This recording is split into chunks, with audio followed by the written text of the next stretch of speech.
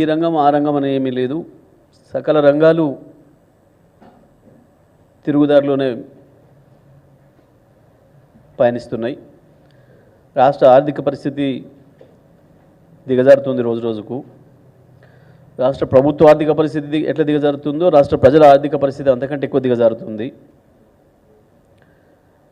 అభివృద్ధికి సూచికలు అనుకున్న అనేక రంగాలు అధాపాతాలను పడిపోతూ ఉన్నాయి.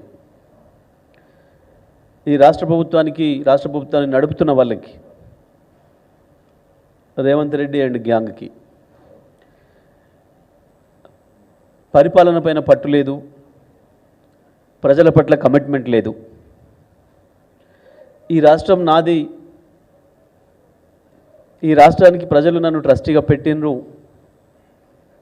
ఈ రాష్ట్రం యొక్క అభివృద్ధిని నా చేతిలో పెట్టినరు అన్న సోయి లేకుండా కేవలం నా కుటుంబ ఆస్తిని, నా బంధువులు మిత్రుల ఆస్తిని పెంచుకోవడం కొరకే నాకు ఈ అధికారం ఇచ్చిన పద్ధతుల్లో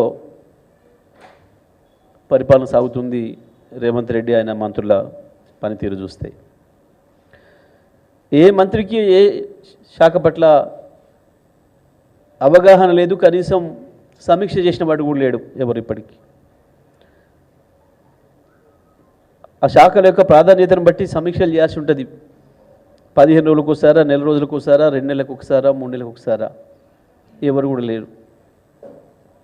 పైగా ఏదైనా సమస్య ఎదురైతే,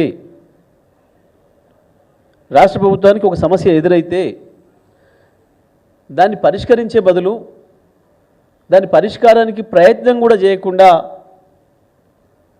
జరిగేది జరుగుతుంది లెమ్మని చెప్పి గాలికి వదిలేస్తూ దాన్ని పక్కదారి పట్టించడం కొరకు, విషయాన్ని దారి మళ్లించడం కొరకు లేని చిల్లర మాటలు మాట్లాడుతూ ఏదో కొత్త సమస్య ఉంది అని చెప్పి సృష్టిస్తూ మీడియాలో దాన్ని ప్రముఖంగా వచ్చేటట్లుగా ప్రభావితం చేస్తూ పరిపాలన కొనసాగుతుంది. వాళ్ళే తీసుకొచ్చి పెట్టిన సమస్యలు కావచ్చు, వాళ్ళ తెలివి తక్కువతనంతోనో అజ్ఞానంతోనో లేదా వాళ్ళ ధనదాహంతోనో తెచ్చిన సమస్యలు కావచ్చు, హైడ్రా లాంటివి, మూసీ లాంటివి, లగచర్ల లాంటివి, లేదా అనుకోకుండా వచ్చిన సమస్యలు, లేదా వాళ్ళ నిర్లక్ష్యం వల్ల వచ్చిన ఎస్ఎల్బిసి లాంటి సమస్యలు కావచ్చు.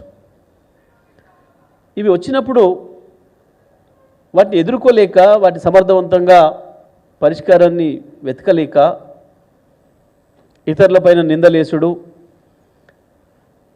పచ్చి అబద్ధాలు మాట్లాడుడు,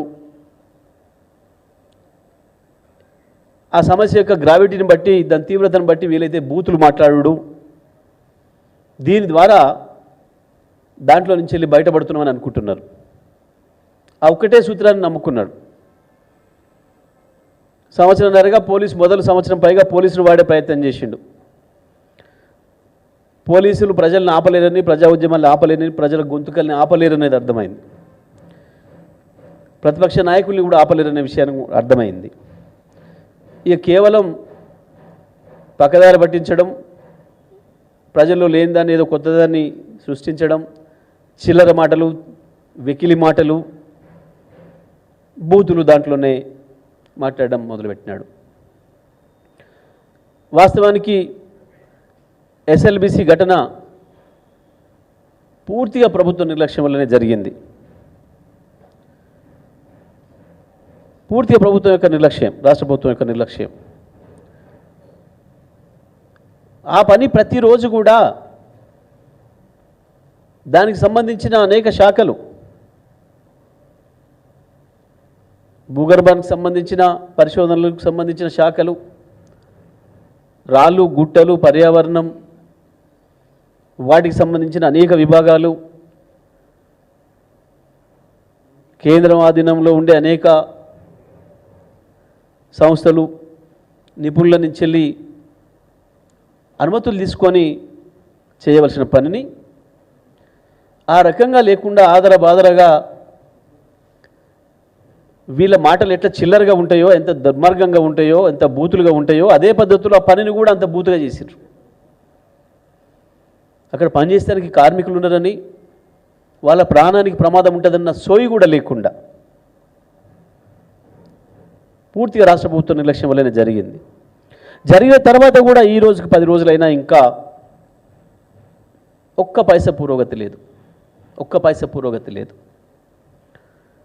ఏమనంటే మా మంత్రులు ఆనే ఉన్నారు, మా మంత్రులకు మిలిటరీల చుట్టాలు ఉన్నారు, దోస్తులు ఉన్నారు, వాళ్ళని తెచ్చి పని చేయిస్తున్నారు. చిల్లర మాటలు.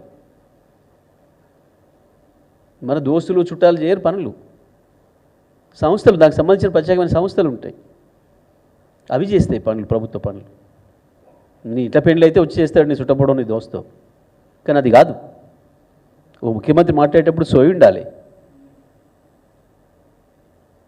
ఆ ముఖ్యమంత్రి హోదాలో లేవని ప్రజలు అనుకుంటున్నారు, నీ మాటలను బట్టి సరిపోవట్లేవు అని మాట్లాడుతున్నారు ప్రజలు. నీ మాటల వల్ల నేను చెప్పుకుంటున్నావు అది నువ్వు. ఇంకా దాంట్లో చిల్లర వేషం. Srisailam left bank hydel power హౌస్లో ప్రమాదం జరిగితే పోలేదు ఎవరు, సిగ్గుండాలి మాట్లాడడానికి. ఆ మాట ఇన్సిడెంట్ జరిగింది 10 గంటల 9 నిమిషాలకైతే రాత్రి 15-20 నిమిషాల్లో మాకు సమాచారం వస్తే నేను డైనింగ్ టేబుల్ మీద ఉన్న నైటు కరెక్ట్గా 10 గంటల 29 నిమిషాలకు నాకు సమాచారం వచ్చింది. 10:35కి బయలుదేరి వెళ్ళిపోయినాను నేను మంత్రిగా. సీఎండి ప్రభాకర్ రావు ఆయన 70 ఏళ్ల వయసు పైన ఉన్నా ఆయన మేము వెళ్తాం సార్, మీరు ఎందుకు అంటే కూడా లేదు వెళ్దాం, మనం ధైర్యం ఇవ్వాలి, అక్కడ ఏముందో తెలుస్తలేదు అంటున్నారు. మరి ఏమైనా జరిగినా క్యాజువాలిటీలు ఏంటి అంటే ఇంకేం అర్థం కావట్లేదు సార్. యాక్సిడెంట్ అయింది, లోపల ఫైర్ యాక్సిడెంట్ అయింది, పొగలు వస్తున్నాయి, బాగా సమాచారం రావడం లేదు. ఎందుకు అనంటే పవర్ ఉంటే ఇంకెక్కువ ఫైర్ అయ్యే అవకాశం ఉంటుంది కాబట్టి వెంటనే షట్ డౌన్ చేస్తారు, చీకటి ఉంది, పొగలు కమ్ముకునే మొత్తం అని చెప్తున్నారు. చదువు వెళ్దాం పదని చెప్పి రాత్రి 2:30 చేరుకున్నాం. వాడికి అన్ని రికార్డ్స్ ఉన్నాయి అక్కడ. పోతున్నా నేను కలెక్టర్ని ఎస్పీని అలర్ట్ చేసిన వాళ్ళు కూడా చేరుకున్నారు. నిమిషం అది రిపోర్ట్ ఉంటుంది ఎక్కడైనా తీసుకో. 24 గంటలు తిరగక ముందే డెడ్ బాడీస్ రికవరీ చేసినాం, కుటుంబాలకు అప్పచెప్పినాం. వాళ్ళకి కావాల్సిన ₹1 కోటి పైగా ఆ కుటుంబాలకి సహాయం అందించడం, ప్రతి ఒక్కరికి ప్రతి కుటుంబంలో ఒకరికి ఉద్యోగం ఇచ్చినాం.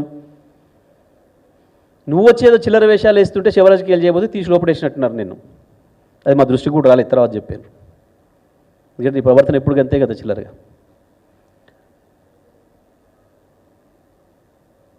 ఇక ప్రాజెక్ట్ ఇంతో రికవరీ చేయలేదని మాట్లాడండి, సిగ్గుండాలి మాట్లాడడానికి కొంచెమన్నా.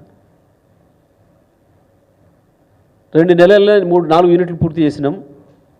3-4 నెలల్లో మొత్తం ప్లాంట్ను రివైవల్ చేసినాం. ఇప్పటి వరకు